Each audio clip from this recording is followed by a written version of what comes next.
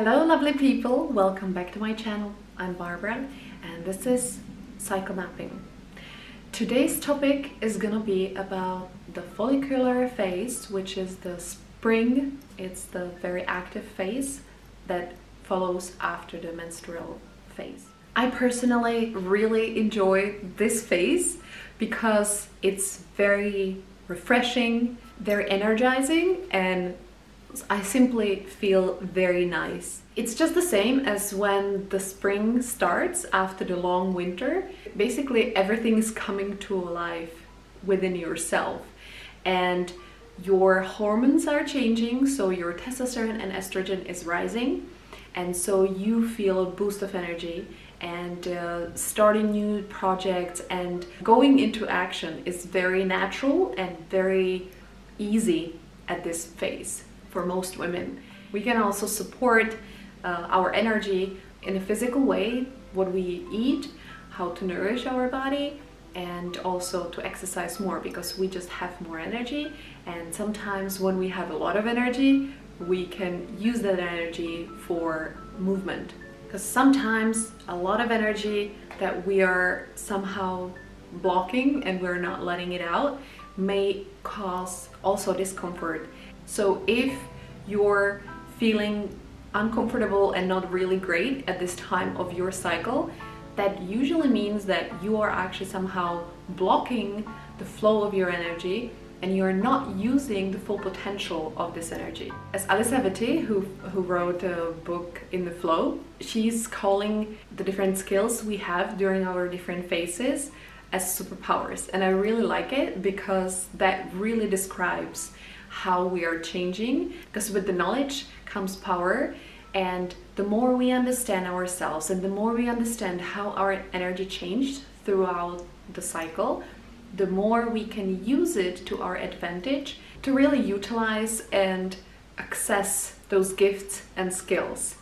During this phase, usually we have a lot of energy and it's very easy to do many different projects at the same time, to just talk to people, to meet new people, to just be around a lot of people, and usually it doesn't drain you as much. I just came back from a photo shoot. I was taking pictures of my sister's preparation for birth workshop that she's doing, and it was really fun. It was very interesting, although I really had to step back and kind of like slow down my energy, because when I'm in my active phase, I'm very talkative and I am very much enjoying being around people and meeting new people, and it was not my place to talk to people, and I was there just to observe and take some pictures and to listen. And because I'm doula as well, and I've been to many births and I had training, and I have a lot of information about birth itself and how to prepare for a birth and how to what you can do during the birth, it was very difficult for me to stay put and not to share my experiences and my information that I have. So in that moment, it might have been easier for me if I would be in my not so active phase, because it would be just more natural just to stay in the back and observe more. In this moment, I really consciously had to stay back more and calm down my energy. And what it means, like later on, I'm gonna use my energy for exercising or maybe dancing and just use it in a different way. It's the same thing when we don't have that much energy and we have to actually kind of like be more active. For example, if we're in our menstrual phase and there are some deadlines, for example, and we have to finish some projects, and it's gonna take us more time and it's gonna take us more effort. It's gonna be just more difficult for us. We can do it, but we're gonna drain our energy way more. So in that situation, it would be actually very comforting and good for us to nurture ourselves afterwards and do something to kind of like boost our energy and basically get some of our energy back, or kind of like energize ourselves, because every phase has its own skills and or its own gifts. And when we know about them and we can use them, it's to our advantage and to advantage to everybody else around us. That's why I'm doing these videos, and that's why I'm mapping my cycle, and that's why I'm sharing all this information, because I can see with myself that since I started consciously paying attention to my cycle and how I am changing throughout the cycle and what's happening, I can be more conscious and make more conscious decisions. First of all, also how to plan my daily life and how to plan my monthly life whenever possible. And when it's not possible, I can consciously give myself maybe some space when I need it, after I have to give out a lot of energy that I don't have maybe at the moment. I mean, we still do have the energy and we have some reserves, but ultimately, when you look at yourself and when you look at nature, how the phases, how the cycles are changing, how different seasons have different gifts and different struggles, we can give ourselves more space to be more compassionate and more kind to ourselves. Actually, that's what I'm learning lately, mainly, is that I had been very strict with myself, and I had been very hard on myself most of my life. And then I was very hard on my loved ones. Usually I'm the hardest on the closest ones, because how you treat yourself, that's how you treat others. And usually we can somehow manage to stay polite and be correct to strangers, but usually the closest ones to us are gonna get those errors that we point at them and shoot sometimes. And it's because the more we bottle up our emotions, and then the more we are not truthful to ourselves, and the less authentic we are, the more passive-aggressive we can become, and it becomes basically the opposite of productive. I truly believe that we can make this world a better place if we are kinder to ourselves, and if we can nurture the gifts and skills, give ourselves breaks when we're not so great and when we're not doing so well, because it's natural and it's normal and we are gonna fail.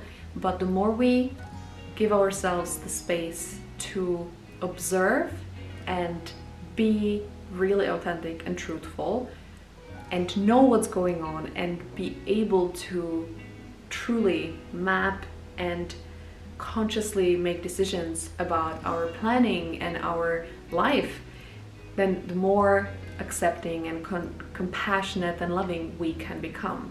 Because I can see it within myself. The more I give myself space to meditate every day, and I meditate mostly like 3 to 5 minutes. I don't meditate long because I don't like it. I'm not really enjoying sitting meditation for very long. I love music, so I usually play some music and it takes 5, maybe 7 minutes sometimes. I don't meditate longer because it's not for me. I'm a very active person and I don't like sitting meditation for long, but I meditate every day because it makes me feel good. And everybody should find their own thing that is gonna make them feel connected and connected to themselves and some higher power, whatever you want to call it, because then you're not gonna feel alone, and then you're gonna be able to really use your skills and your gifts and information and knowledge to your advantage, and therefore for advantage of everybody else. We are co-creating this life together, but ultimately we don't live our life to please others. We're here to truly expand and really realize ourselves and to create. When we don't do that, or when we are just feeling like we're passing through and we're not taking the responsibility for our own life and for our action and how we react to situations, we become very bitter and we become very passive-aggressive, or sometimes we can be aggressive, because we're not authentic and we are not truthful, and it's hurting us. And it can lead to depression, or it can lead to another mental illnesses. and it's because we are creating resistance that is not helpful to ourselves. I just made that video in Czech and I just want to make it in English as well. Very simple tips how to work with our self-consciousness, our self-esteem, how to boost our self-esteem. Because it's about taking small steps. It's not gonna change overnight, or like some great huge transformation is not gonna happen if you go to some therapy once, or if you go to some workshops and then you think that you're gonna get it all. It is systematic steps that you gotta take, and the more space you're gonna give yourselves, the more space you're gonna be able to give others to be themselves. And when people are unkind, and when people are jealous and they're envious and they're not nice and they're negative, it means that they are suffering. When we're suffering, we're spilling our suffering around ourselves. When we're happy, we are sharing our happiness with others as well. That's how it works. There's nothing in between. There's no really right or wrong. It's just mainly what is. And we can observe the suffering of others and be compassionate and be understanding and loving. It doesn't mean that I'm gonna let others to hurt me. If they wanna hurt everybody around themselves, I'm gonna distance myself from them, of course, if possible. And that's about being authentic and being assertive and just being able to say no. And that's what we have to learn, because we are doing disservice to ourselves and others if we let them to hurt us as well. So let's not be altruistic. Let's not to beat ourselves up or let others to beat ourselves, but let's be assertive, let's be kind, let's be compassionate. And we can do that by knowing ourselves. The more we know ourselves, the more compassionate and loving we can be. And that's why I'm making those videos, because I wanted to share my experiences and my knowledge and my experiences with you, because I do want to make this world a better place for myself and for my son and for my family and friends and for everybody else. Because the happier I am, the more I truly wish that everybody else would be happy too, and that's how it works. So thank you so much for your time. Thank you for watching my video. If you like it, please give it a thumbs up. You can also subscribe to my channel under the video. I'm posting every week on Wednesdays. One week it's in Czech, one week is in English, so I can share my information in both languages that I can speak. And I look forward to see you at my other video. Have a beautiful day, and I'll see you next time. Bye!